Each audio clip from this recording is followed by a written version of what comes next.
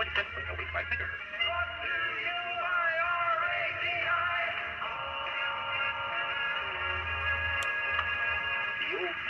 radio network. 77. Yeah, good evening, Dennis, and glad we could bring this one out. A whopping 2 watts, swinging to, on average, about 5 or 6 watts, maybe peak at 8 watts if you yell into it. Non-amplified D104, of course, from 1953, my favorite microphone. This is the C560 Night base station. They came in kit form, and you brought it home in a box and busted out the soldering iron and built this radio yourself on your bench, in the garage, or in your radio room. All right. Did you just upload a file on that one? I sure did.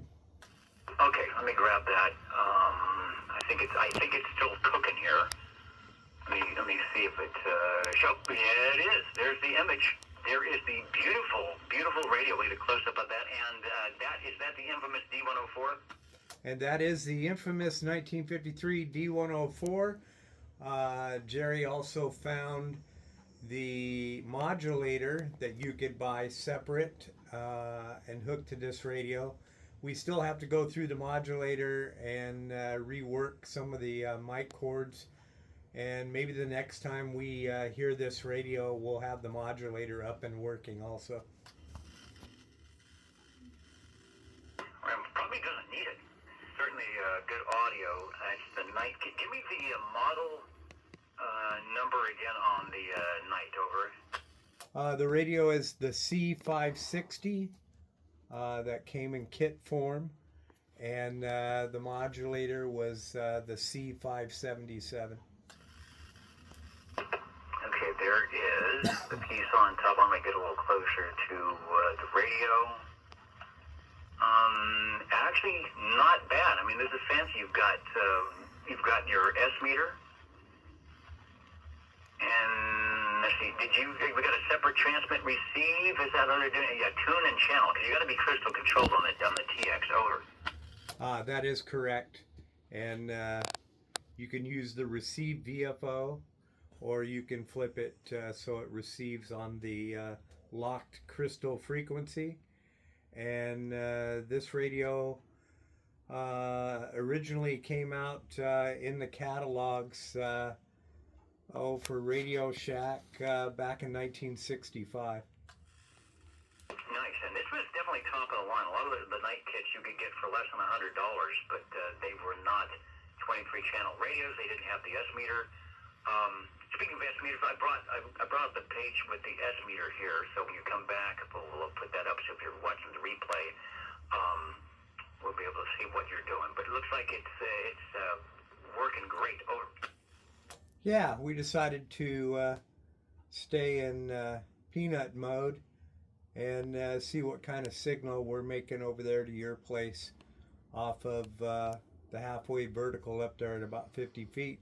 And it looks like close to 20 pounds, so that's not bad. Not bad at all. There's a 0 beat on the sideband 84.5, so you're within the 700 cycles on the crystal that is in there. Do I have any other info on it? We'll find out more info in future episodes, but the audio is doing a good job. And are you guys going to have a simulcast video up on Radio Lifer? Yeah, they can watch this conversation and the functions of this particular radio on the Radio Lifer site on TikTok and YouTube. All right, got a lot of good comments from the listeners. Somebody says whoever built that job or built that radio did a good job, and I will agree with that. And then let me get back to the close-up shot here, and you may or may not know the answer to this, but can the modulator be used on any other radio? Is it got, compatible, or maybe you can make compatibles that goes into and that goes out to? Over. Yeah, it's pretty basic. You might have to change the mic wiring or the mic plug itself, but I would imagine you could run that modulator on just about anything. Good. like you said, 20 over. The audio is good, nice and punchy. Doesn't sound like it's got the wrong frequency turned up.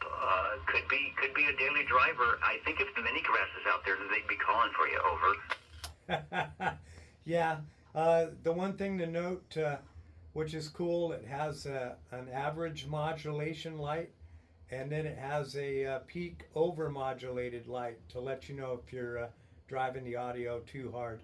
And there is a mic gain control on the left side of the radio, lower left, on the actual side of the radio.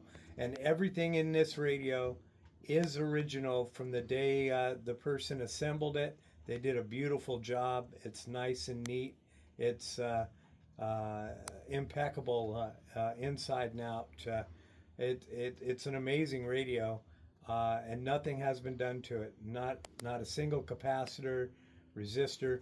The only thing I did was modify the mic plug to run 4-pin Cobra. That's all I did. That sounds great. I mean, you're 20 over. If you had any sort of an AC note, since you're full quieting, we would be hearing it.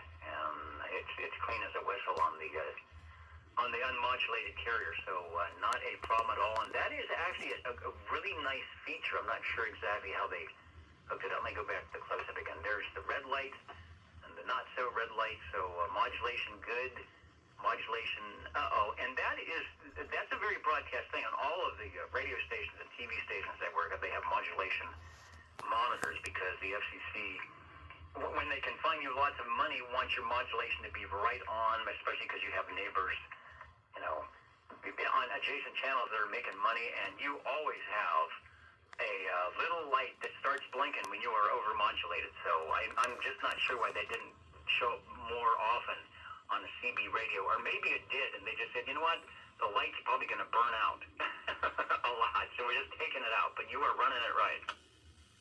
Well, good deal. I really enjoy this radio, and picked it up for a song on the old buy and sell site there, and we didn't know if it was even going to turn on, and boy, the darn thing turned out to be a great radio. Looks good, sounds good. Our band meters nice. Like I said, it's about half a kC low, not an issue at all. And the modulation is crystal clear, like he mentioned. If you want to get the bird's eye view from the driver's seat, they'll have the video posted up at Radio Lifer, LIFERRRR, from the Radio Shack, and you can drive along with Dennis and Jerry there. Thanks for bringing it by. Great. Thank you, sir, and I hope everybody has a great, safe weekend.